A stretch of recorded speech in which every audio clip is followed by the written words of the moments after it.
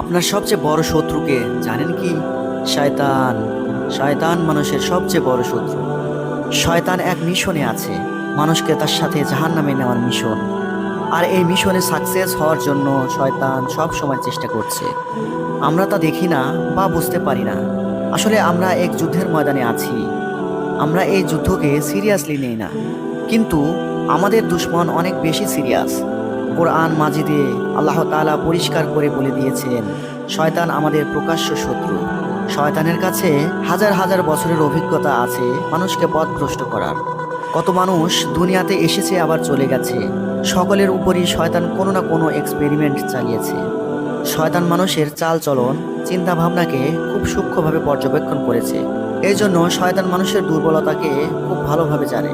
তাই যতটা সম্ভব শয়তান থেকে বাঁচার চেষ্টা করুন। কিছু সময়ের মজা ও খুশির জন্য আপনার আখিরাতকে বরবাদ